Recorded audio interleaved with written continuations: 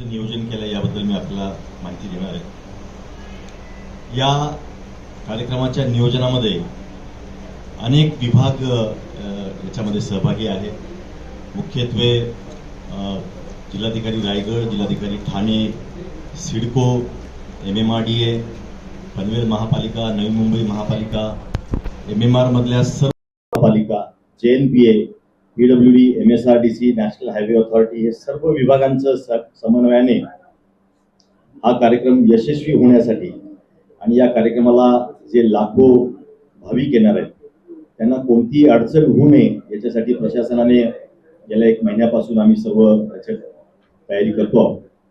यासाठी आम्ही 30 वेगवेगळ्या समित्या स्थापन केल्या आहेत। या समित्यांमध्ये अशासकीय सदस्य पण आहेत आणि या समित्या वेगवेगळ्या विषयांच्या समित्या आहेत। लंगर समिती असेल, वाहतूक समिती, अशा अनेक विषयांच्या समित्या आहेत। आतापर्यंत आदरणीय मुख्यमंत्री महोदयांच्या कार्यालयाकडून देखील आतापर्यंत 2दा या सर्व तयारींचा आढावा घेण्यात आला आहे। आमच्या रामेश्वर नाईक साहेब आणि आम्ही सर्वांच्या आमच्या आतापर्यंत 20 बैठका या आढावा घेण्यासाठी झाल्या। यामध्ये मुख्यत्वे आता मैदानाची तयारी आपल्याला सांगितली आहे। आपण जो प्रश्न मगाशी विचारला की इतक्या मोठ्या संख्येने लोक इथे येणार असल्यामुळे सर्व खबरदारी प्रशासनाने घेतलेली आहे। तिथे आता पुणे जिल्ह्यापासून पुणे जिल्हा, नाशिक जिल्हा, गोवा आणि पूर्ण MMR आणि कोकण डिव्हिजन इथून भाविक येणार आहेत। हे सर्व भाविक प्रत्येक जिल्ह्यातनं किती भाविक येणार आहेत, किती त्यांच्या बसेस असणार आहेत, किती गाड्या असणार आहेत, याची सर्व माहिती संबंधित जिल्हाधिकारी यांनी आम्हाला दिलेली आहे। त्याप्रमाणे आम्ही जवळजवळ 37 ठिकाणी पार्किंग लॉट्सची व्यवस्था केलेली आहे आणि या येणाऱ्या भाविकांना त्यांना कुठे पार्किंग करायची वगैरे सर्व त्यांची राहण्याची व्यवस्था आम्ही 50,000 लोक राहू शकतील इतकी व्यवस्था केलेली आहे।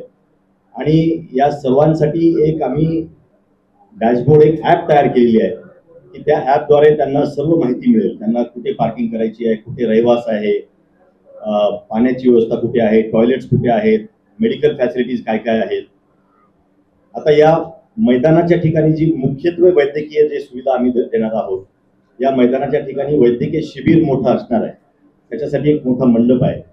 याच्या व्यतिरिक्त मैदानामध्ये विखुरलेल्या स्वरूपामध्ये छोटे छोटे क्लिनिक्स असणार आहेत।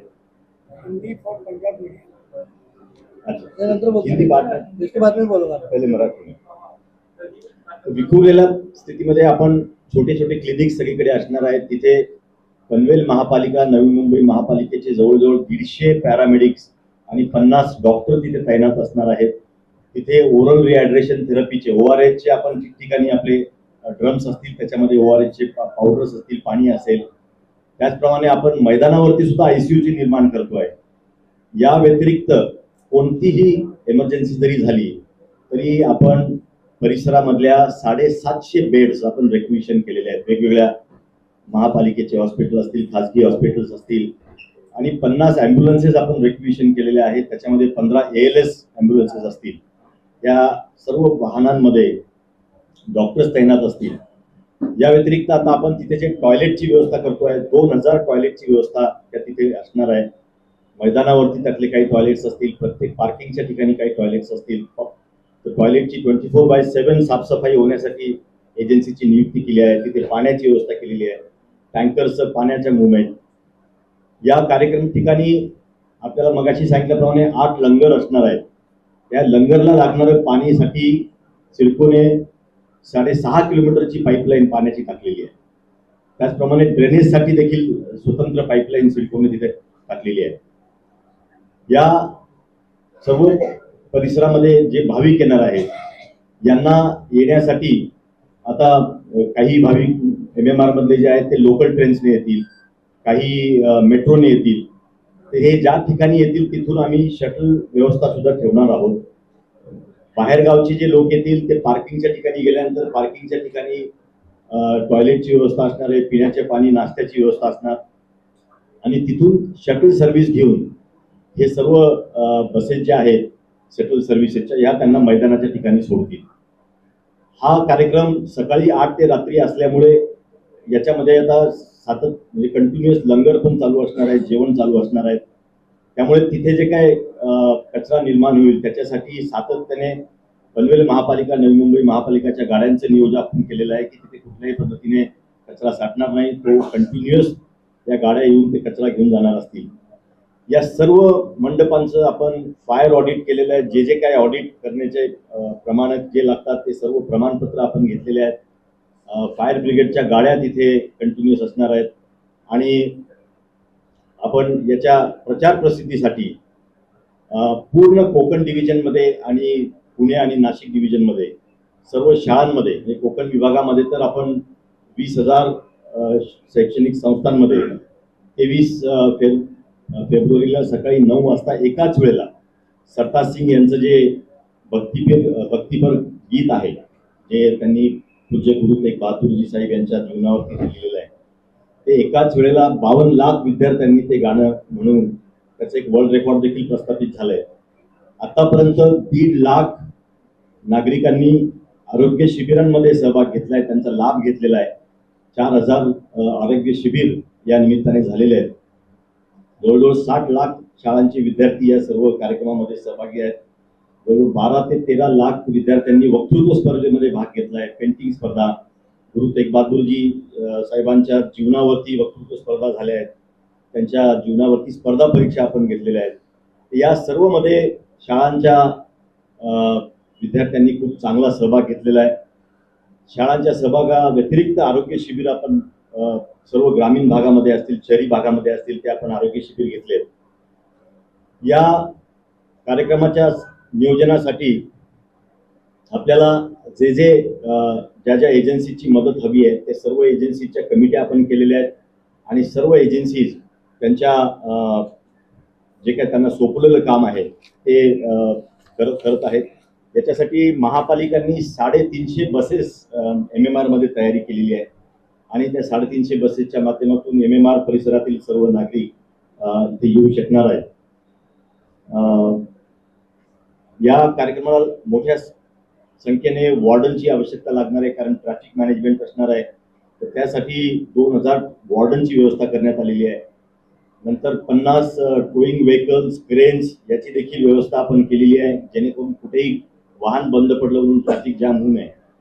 या परिसरामध्ये JNPAचं हेवी कंटेनर व्हेकलचं मोठं ट्रॅफिक असतं, त्याचं देखील नियंत्रण CP नवी मुंबई यांनी केलेलं आहे. आणि CP नवी मुंबई आणि त्यांची सर्व टीम, पोलीसचे सर्व अधिकारी, DCP हे सुरक्षेच्या दृष्टीने जे आवश्यक आहे ते करतायत. आपण तिथे मोठ्या संख्येने म्हणजे खूप मोठ्या संख्येने क्राऊड निर्माण होण्यामुळे क्राऊड मॅनेजमेंटचं देखील AI च्या माध्यमातून आपण क्राऊड मॅनेजमेंटचे सर्व आपण काळजी घेणार आहोत. त्या देखील आपल्याला पोलिसांच्या मदतीसाठी आपण ते सॉफ्टवेअर देखील उपलब्ध करून दिले आहे. एकंदर नवी मुंबई पोलीस प्रशासनाने सर्व तयारी सुरक्षिततेच्या दृष्टीने केलेली आहे, ट्रॅफिकच्या दृष्टीने केलेली आहे. आपण ग्रीन कॉरिडॉर देखील तिथे एस्टॅब्लिश केलेला आहे. जर कुठे काही इमर्जन्सी झाली तर आपल्याला तात्काळ ग्रीन कॉरिडॉरने ॲम्ब्युलन्सेस नेता येतील. याप्रमाणे प्रशासनाने सर्व व्यवस्था अत्यंत चोख कशी होईल यासाठी सर्व व्यवस्था केलेली आहे. आणि आपल्या सर्वांचं सहकार्य आम्हाला यासाठी आवश्यक आहे. लोकांपर्यंत हे पोहोचण्यासाठी मागचा जो एक कार्यक्रम झाला त्याबद्दल आता प्रश्न विचारला गेला, परंतु जसं रामेश्वर नाईक साहेब म्हटले की फ्लोटिंग पॉप्युलेशन असणार आहे आणि तिथे एकतर मोठे मंडप आहेत, विसाव्याला भरपूर जागा आहे, त्याचप्रमाणे खाद्यपेयांचे स्टॉल्स खूप आहेत. त्यामुळे डिहायड्रेशन किंवा या जे काही प्रकार ते घडू शकतात त्याची सर्व आम्ही काळजी घेतलेली आहे. तिथे आपण व्हीलचेअरची व्यवस्था केली आहे, गॉल्फ कार्टची व्यवस्था केली आहे, स्ट्रेचरची व्यवस्था केली आहे. आणि त्या परिसरामध्ये 300 सिव्हिल डिफेन्सचे आणि आपदा मित्र ज्या डिझास्टरचे असतात त्या सर्वांची आपण तिथे ते फोर्स तैनात असणार आहे. त्यांना सर्व ट्रेनिंग दिले गेलेलं आहे. या सर्व कार्यक्रमाचा डिझास्टरचा मॅनेजमेंट प्लॅन तयार केला गेलेला आहे आणि पनवेल महापालिका त्याची इन्सिडेंट मॅनेजर आहे. त्यामुळे जे काय आपल्याला खबरदारी घेणे आवश्यक आहे, हेलिपॅड सगळे तयार आहेत. नागरिकांना VIP रूट जेव्हा असेल तेव्हा नागरिकांना चालण्यासाठी काही अडचण होऊ नये म्हणून आम्ही चालण्यासाठी वेगळा रूट तयार केलेला आहे. या सर्व बाबींचं सखोल प्लॅनिंग झालेलं आहे.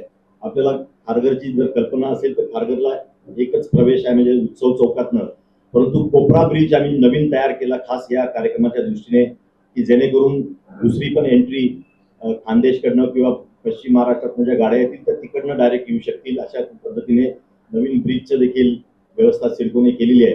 त्यामुळे सर्वच यंत्रणांनी त्यांना दिलेलं काम अत्यंत योग्य पद्धतीने केलेलं आहे. आम्हाला विश्वास आहे की हा कार्यक्रम अत्यंत चांगल्या पद्धतीने आणि नागरिकांना कुठलीही अडचण होणार नाही या पद्धतीने होईल.